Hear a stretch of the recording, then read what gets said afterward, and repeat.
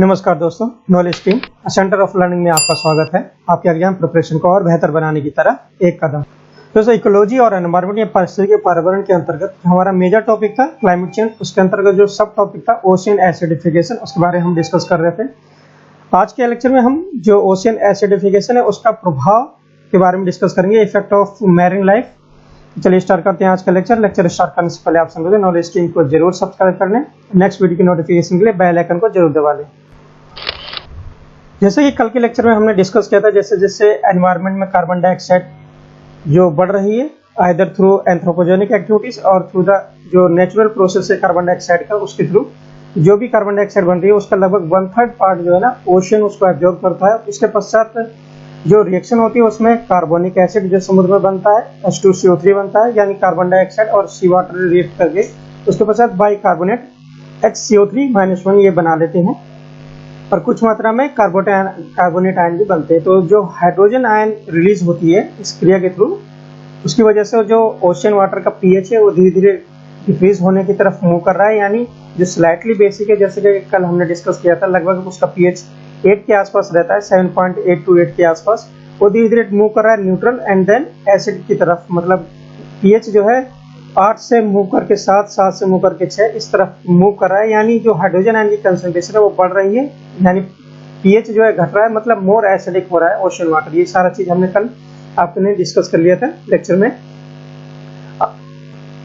जैसे कि यहाँ पर हम देख सकते हैं, ये रिएक्शन जो कल हमने डिस्कस किया था, जो एटमॉस्फेरिक ऑक्सीजन कार्बन डाइऑक्साइड है वो डिजोल्व हो रही है, वाटर से रिएक्ट कर रही है और कार्बोनिक अम्ल का निर्माण कर रही है। वहीं पर हाइड्रोजन आयन जो कार्बनिक एसिड है उसको डिजोल्व होता है वो in the presence of light, और वो हाइड्रोजन आयन और बाइकार्बोनेट आयन में परिवर्तित हो जाता है। इस तरीके से हाइड्रोजन आयन रिलीज होता है, यानी हाइड्रोजन आयन की कंसंट्रेशन बढ़ रही है, मतलब उसकी जो सांद्रता है एसिड की सांद्रता बढ़ रही है, यानी पीएच उसका डिक्रीज हो रहा है और ये वाटर मूव कर रहा है टुवर्ड्स मोर एसिडिक रीजन की तरफ। जो ये प्रोसेस हो रहा है कार्बोनेट आयन की जो कंसंट्रेशन है वो धीरे धीरे इस वजह से डिक्रीज हो रही है। कैसे हो रही है उसके बारे में जान लेते हैं। जो ये कार्बोनेट आयन होता है वो essential part of calcification process होता है। जो भी समुद्र में कार्बोनेट आयन इस समय प्रेजेंट है, जो समुद्र में जीव जंतु हैं उनका जो कैल्सिफिकेशन होता है, यानी उसके जो आवरण बने होते हैं समुद्री जीव के, वो कैल्शियम कार्बोनेट के ही बने होते हैं, सेल और स्केलेटन। जैसे कुछ जीव के बारे में हम जान लेते हैं, जैसे हमने पढ़ा होगा कोरल रीफ के बारे में, तो उनके जो बाहरी आवरण होते हैं वो कैल्शियम कार्बोनेट के बने होते हैं। वहीं मोलस्क होते हैं यानी झींगा वगैरह, इनके भी बाहरी आवरण कैल्शियम कार्बोनेट के बने होते हैं। सीप हो गया, जो प्लांक्टन है एसेंशियल टाइप ऑफ प्लांक्टन, लॉबस्टर्स, इनके लिए जो कार्बोनेट आयन है वो बहुत ही ज़्यादा महत्वपूर्ण है, जो इनके एग्जिस्टेंस के लिए एक महत्वपूर्ण भूमिका निभाते हैं कार्बोनेट आयन। जैसे कि यहाँ पर हम ये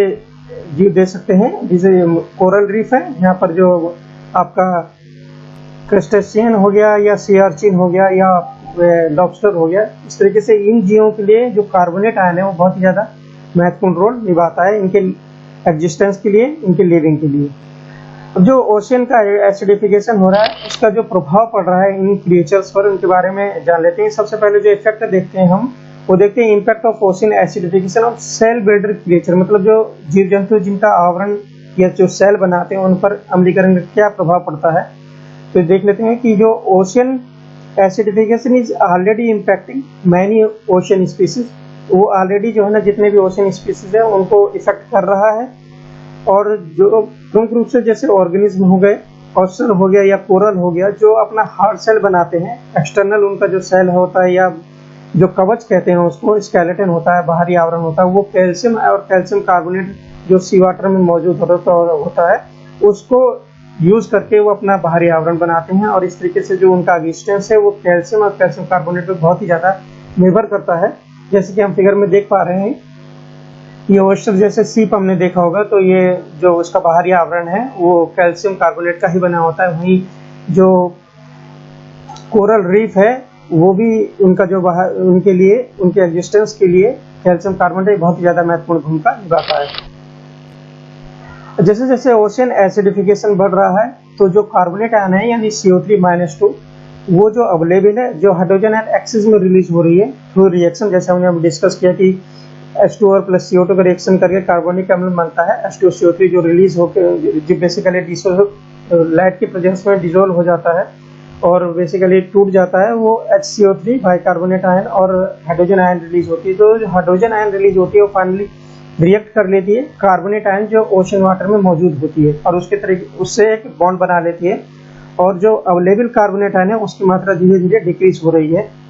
जिसकी वजह से जो कैल्सीफाइंग प्रोसेस है ऑर्गेनिज्म में, जो उनका लाइफ लिविंग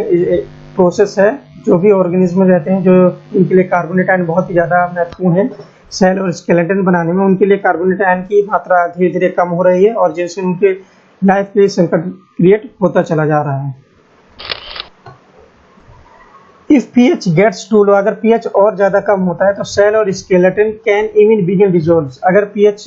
ज्यादा कम हो रहा है मतलब हाइड्रोजन आयन की कंसंट्रेशन ज्यादा बढ़ रही है, तो क्या होगा, जो इनका जो आवरण है या सेल है या इनकी जो स्केलेटन है वो धीरे धीरे ओशन वाटर में घुलने लगेंगे, और जो मौजूद इसका कारण है कि जो हाइड्रोजन आयन रिलीज हो रहा है यानी एसिडिटी बढ़ रही है, उसकी वजह से ये सेल डिक्रीज होने लगेंगे और जो हमारे सी क्रिएचर्स हैं उन पर उनके लाइफ के लिए जो है ना एक महत्वपूर्ण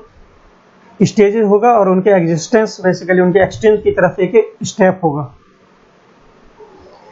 मतलब जो हमारे सी क्रिएचर्स हैं उनके जो बाहरी आवरण है या सेल स्केलेटन्स वो भी धीरे धीरे इस वजह से जो कि ओशन एसिडिफिकेशन हो रहा है उसकी वजह से घुलना स्टार्ट हो जाएंगे और उनका जो लाइफ जो है ना वो खतरे पे पड़ सकता है। एग्जाम्पल यहाँ पर एक देख सकते हैं, जो पेट्रोपोड्स होता है एक जीव है जिसको सी बटरफ्लाई के नाम से जाना जाता है, मतलब समुद्र की जो तितली होती है उसको पेट्रोपोड्स को सी बटरफ्लाई के नाम से जाना जाता है। ये एक सी स्नेल होता है, वो छोटा सा गेंगा होता है जैसे आप फिगर में देख पा रहे हैं, और ये एक जो फूड वेव होता है जो ओशियन का, उसका एक महत्वपूर्ण भूमिका निभाता है। फूड वेव मतलब एक जो खाद्य जाल होती है, जैसे एक छोटा जीव बड़े जीव को खाता है और बड़ा जीव उससे बड़े जीव को खाता है, और फिर वो जो बड़ा जीव होता है उसकी जो डेथ हो जाती है उसके पश्चात वो ओशन में ही उसका डिसोसिएशन होता है। इस तरीके से एक साइकिल चलती है और इसको ही फूड वेव बोला जाता है। तो इसमें सी फूड वेव में पेट्रोपोड्स या सी बटरफ्लाई एक बहुत महत्वपूर्ण भूमिका निभाती है, और जैसे जैसे ओशन का एसिडिफिकेशन बढ़ रहा है तो इनके जो बाहरी आवरण है उस पर खतरा मंडरा रहा है, जिसकी वजह से इनके एग्जिस्टेंस पर भी एक इम्पोर्टेंट इफेक्ट पड़ रहा है। बेसिकली ये सी जो फूड वेब में पेट्रोपोड्स या सी बटरफ्लाई, ये बेसिकली जो पार्ट होते हैं वो जो समुद्र में क्रिल या व्हेल होते हैं वो इसको खाते हैं और इस तरीके से ये फूड वेब का एक हिस्सा बनाता है। जो वैज्ञानिक हैं उन्होंने जो एक्सपेरिमेंट किया है, पेट्रोपोड्स सेल को सी वाटर में रखा है जिसका पीएच लगभग उन्होंने जो प्रोजेक्टेड हो सकता है जो 21st 100 ईयर में, उस तरीके के जो सी वाटर हो सकता है प्रोजेक्टेड सी वाटर में ऐसा सॉल्यूशन प्रिपेयर किया, उसमें पेट्रोपोड्स को रखा तो उन्होंने ये देखा कि स्लोली डिसॉल्व हो रहा है लगभग 45 दिन के आसपास। ये ऐसा प्रोजेक्टेड है 2100 में जैसा ओशन वाटर एसिडिफिकेशन बढ़ रहा है। लेकिन जो हाल फिलहाल में जो उन्होंने इंसिडेंट देखा है, जो साउदर्न ओशन की बात करते हैं, जो अंटार्कटिका को जो सर्किल करता है जो ओशन है उसको साउदर्न ओशन या दक्षिण महासागर के नाम से जाना जाता है। एग्जामिनेशन पॉइंट ऑफ व्यू से बहुत ही ज़्यादा महत्वपूर्ण है इसकी लोकेशन। वहाँ पर उन्होंने ये प्रोसेस स्टार्ट होना ऑलरेडी इसको नोटिस किया है कि जो पेट्रोपोड्स है उनके जो आउटर सेल्स हैं वो धीरे धीरे डिसॉल्व हो रहे हैं, वहाँ का जो ओशन वाटर है वो धीरे धीरे एसिडिफिकेशन उसका हो रहा है, जिसकी वजह से इनके एग्जिस्टेंस पर भी एक खतरा मंडरा रहा है। तो ये एक्सपेरिमेंट है जो साउदर्न ओशन में साइंटिस्ट ने किया है जो एनसर्किल करता है अंटार्कटिका रीजन को। ये दर्शाता है कि कैसे कैसे ओशन एसिडिफिकेशन जो समुद्री जीव है उनके जो एग्जिस्टेंस है उन पर एक बहुत महत्वपूर्ण कारक के रूप में, एक रीजन के रूप में ये सामने आ रहा है। यहाँ पर हमने जो सेल्स बनाने वाले जीव उन पर ओशन एसिडिफिकेशन का इफेक्ट बढ़ा क्योंकि कार्बोनेट आयन धीरे धीरे खत्म हो रहा है, क्योंकि हाइड्रोजन आयन कार्बोनेट आयन से रिएक्ट करके जो क्वांटिटी ऑफ कार्बोनेट आयन समुद्र में वो धीरे धीरे डिसॉल्व यूज हो रही है और उसका जो क्वांटिटी है वो धीरे धीरे रिड्यूस हो रही है। यहाँ पर हम जान लेते हैं कि ocean acidification impact of fish and seaweed, जिनमें कार्बोनेट आयन की इतनी आवश्यकता नहीं होती, लेकिन वहाँ पर भी ओशन एसिडिफिकेशन का बहुत ज़्यादा फर्क पड़ रहा है। जो एक फिश है जो एक्सपेरिमेंट्स में सामने आई, क्लोन फिश यानी जोकर फिश के नाम से जाना जाती है, जो ओशन एसिडिफिकेशन या ओशन की जो केमिस्ट्री चेंज हो रही है तो उनके बिहेवियर में भी उस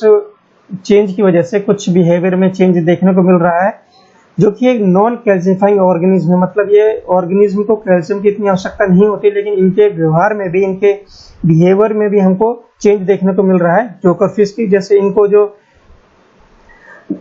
इनकी एबिलिटी है to detect predators is decrease in more acidic water. मतलब जो इनके भोजन का निर्माण जो प्रीडेटर्स करते हैं उनको सर्च करने में, उनको लोकेट करने में इनको जो प्रॉब्लम फेस होती जा रही है जैसे जैसे ओशन का वाटर एसिडिक की तरफ मूव कर रहा है। और इनकी जो एबिलिटी होती है कि जो शिकारी होते हैं, शिकारी जैसे जीव हो गए या बड़ी मछलियां हो गई जो इनको खाती हैं, उनका भी जो बिहेवियर है उनको जो पता लगा लेती थी पहले। ओशन वाटर जैसे जैसे हो रहा है तो अपने प्रीडेटर्स को भी पता लगाने में ये सक्षम हो रही है। और इनकी ability to detect predator is going to decrease due to the acidification of ocean water. वहीं पर जो ओशियन वाटर है उसका एसिडिफिकेशन की वजह से जीव जंतु और कुछ मोलस्क जैसे हमने डिस्कस किया, जिन कैल्शियम आवरण होता है जिनके शरीर पर, उन पर निगेटिव इफेक्ट पड़ रहा है। वहीं जो ओशन का एसिडिफिकेशन है, कुछ वनस्पति हैं, समुद्री शैवाल हो गए या समुद्री घास हो गया, सी ग्रासेस, उनके लिए ये पॉजिटिव इफेक्ट के रूप में सामने आ रहा है और उनका जो ग्रोथ है वो इंक्रीज हो रहा है। जैसे हम फिगर में देख सकते हैं, जो ओशियन एसिडिफिकेशन है कुछ प्रजाति महासागर अम्लीकरण से नुकसान हो रहा है कुछ प्रजाति में, लेकिन वहीं शैवाल और समुद्री घास जैसे महासागर में जो वनस्पति हैं उनसे CO2 को लाभ हो रहा है, CO2 की वजह से, क्योंकि वो जैसे हमारे धरती पर प्रकाश संश्लेषण की क्रिया में उनका जो हरे पौधे उनका ग्रोथ होता है, इसी तरीके से जो एसिडिफिकेशन हो रहा है उसकी वजह से उनकी ability to use light and grow in such acidic environment of the ocean. तो इस तरीके से जो एसिड एनवायरनमेंट हो रहा है ओशन का, उसकी वजह से इनके ग्रोथ में, इनके ग्रोथ रेट में इंक्रीज हो रहा है। तो ये इफेक्ट है, पॉजिटिव इफेक्ट है, जो कि शायद अल्टीमेटली जो लिविंग क्रिएचर है समुद्र में उनको भी नुकसान पहुंचा सकता है।